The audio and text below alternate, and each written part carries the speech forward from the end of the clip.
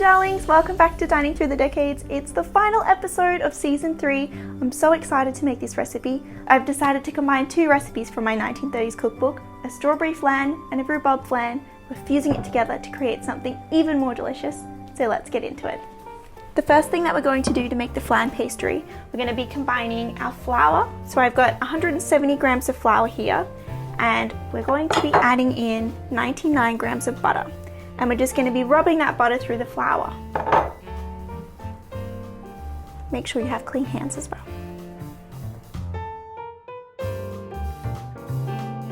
And you don't want butter straight out of the fridge for this, because otherwise it's going to be really hard to rub through the flour. So you want it room temperature, slightly soft.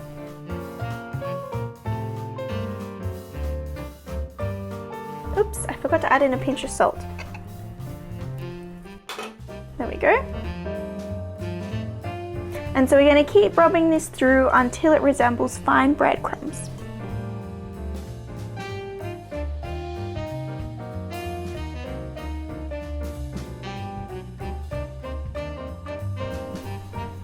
Alright, I'm just going to separate an egg here.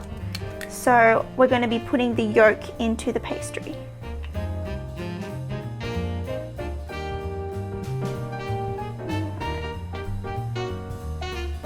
Okay, and I'm just going to add a little bit of water to the yolk of the egg here. Alright, we're going to make a well in the center with our butter and flour. And we're going to pop the egg and the water in the middle. Okay, now we're going to stir this together, mixing it in well.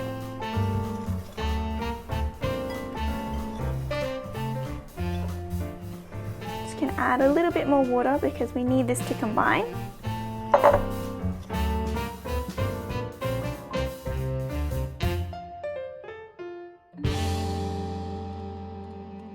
I'm just going to ball this up, and then we're going to flip it out onto the bench and roll this dough.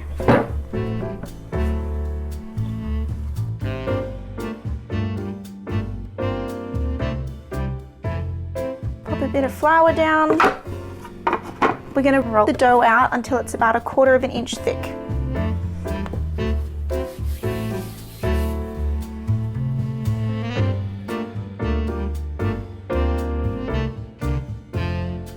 And you want to try and make it as circular as possible so that we can fit it on our little pastry dish.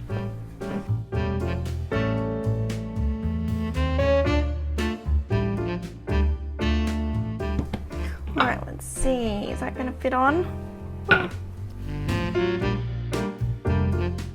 This has turned out to be quite thin because there's not a lot of pastry. But alright, let's put it into the flan dish now and then press it around the edges. I've already made a huge mess, there's flour everywhere. Okay, this is going to be very rustic because it doesn't quite fit into the pan. So it looks very homemade. Just make sure to push all of the pastry around the flan case. And if there's any excess, we'll just cut that off.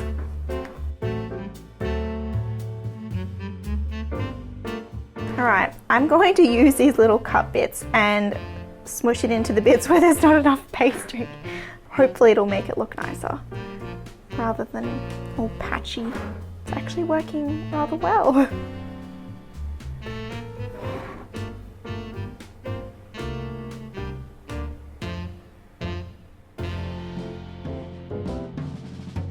Yay, that looks so good. I'm really happy with that. Okay, we're going to put this in the oven now and we're blind baking this. So I'm just going to put a bit of baking paper over the top. To blind bake the crust, you can either add in uncooked rice or beans.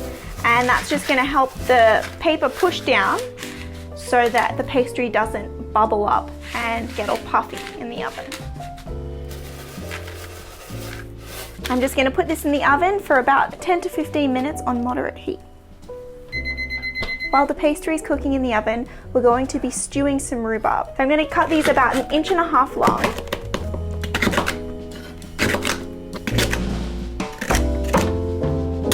Alright, so I've just got some water in there and putting those all in, and I'm also going to add some strawberries as well. Alright, I've got some lovely, lovely strawberries that I'm going to be adding in. And I feel like this is going to make the recipe so nice by combining the strawberries and raspberries, because they're both such delicious, well, fruit and vegetable.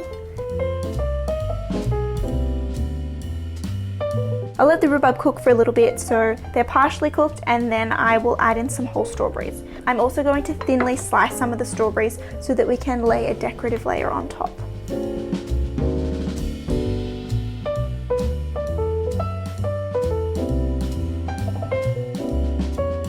I'm just playing around with how I might want to lay out all of the strawberries on top. I feel like maybe 3 in the middle and then just layer all the strawberry halves from there. I think that's what I'll do. So I'll just slice up the rest of these then.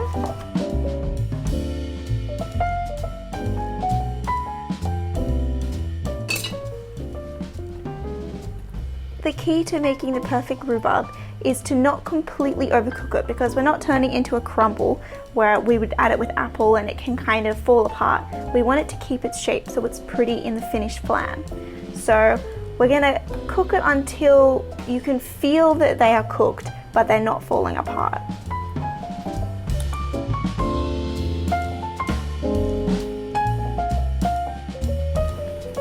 I love the smell of rhubarb. It's so homely and comforting. Just gonna turn that down. Yeah, oh, rhubarb just smells delicious, and it's just one of those things that is so cozy to have on a cold day. Alright. I'm just gonna scoop these out very carefully, trying not to break them.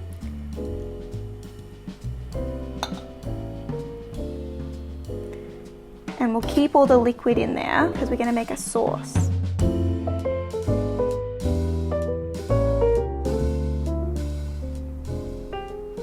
Alright, I've got my 3 whole strawberries that I'm just going to pop in there, just to let them cook a little bit so that they're not really firm in the final flan. These strawberries have been ever so slightly warmed and cooked, but still they're going to be nice and firm.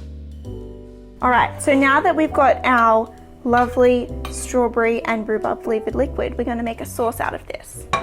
It asked to add a spoonful of red currant jelly, but I don't have that. I do have strawberry conserve, so I'll add that instead. A tablespoon of that.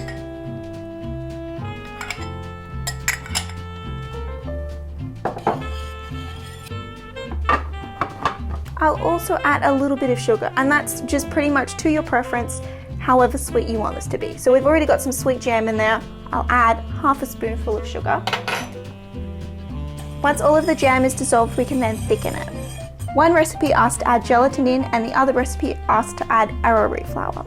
I don't have arrowroot, but I do have corn flour. The difference between adding in a cornstarch or arrowroot starch as opposed to gelatin is with gelatin, it's going to be clear. And if you add in the starch, you're going to end up with more of a milky looking flan. It's just a personal preference in the end, whether you want to have a kind of clear looking liquid or a milky liquid. Alrighty, this is looking really good, yay! I'm just going to take the rice out, and I'm just going to pop that back in for about 2 minutes to just firm up the base without that rice on top. But you don't want to leave it in there for too long, because otherwise it's going to puff up and we're not going to be able to put in our filling. I've just added a bit of water to the corn flour, so I'm turning that into a paste, and then I'll add that into our lovely rhubarb and strawberry liquid. I'm going to add that in. So you want that on a moderate high heat so that this is going to thicken.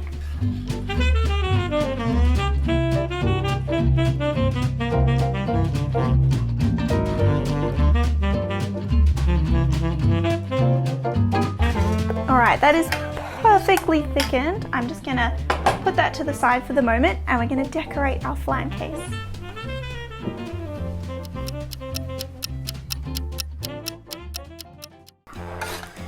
Now that the crust is cool, we can pour in our mixture and decorate it.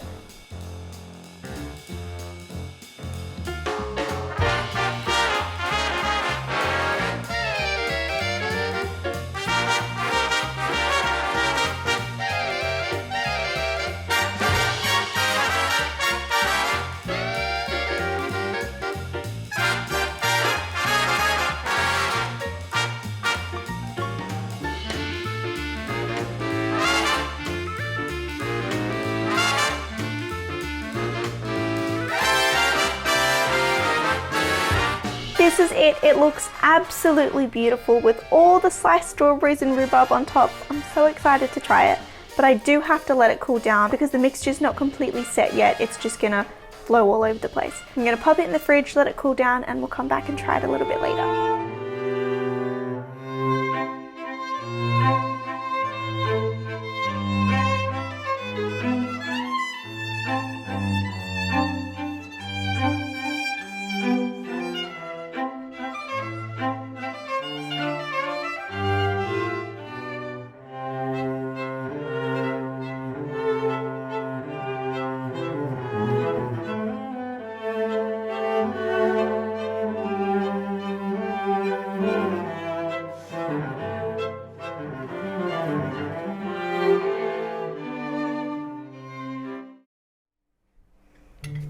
Alrighty, let's try this. I'm so excited. It's kind of run all off the crust, but I reckon it's gonna be good.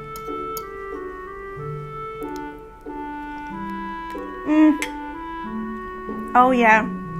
Oh, that's so good. Oh, the rhubarb and strawberry is a match made in heaven.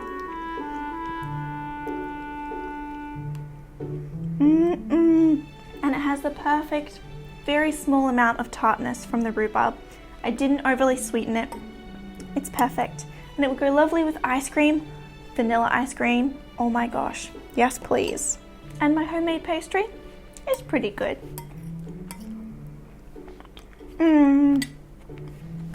That's absolutely delightful. Do let me know if you decide to try this recipe or any of the other ones that I've cooked so far in this season. Thank you all so much for watching. It means so much that you've stuck around for all of these episodes. I've really enjoyed making them and trying out different meals. They've been really lovely. These 1930s recipes have been so simple and really easy to put together. And obviously they've all tasted delicious. Thank you so much for watching, and I'll see you next week for my regular uploads. Bye!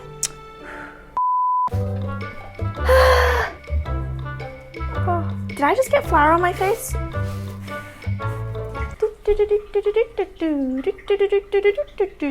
Okay, so it asked to add in a spoonful of red currant jelly. Now I don't have red currant jelly. Oh my gosh, jelly. Sorry, Jamesy, you're gonna have to chop this baby up. Wait, I'm sorry, James. I'm just literally blah, blah, blah, blah, blah, blah. That was stupid. Oh my gosh, I just touched the hot rice on top and it stuck to my feet.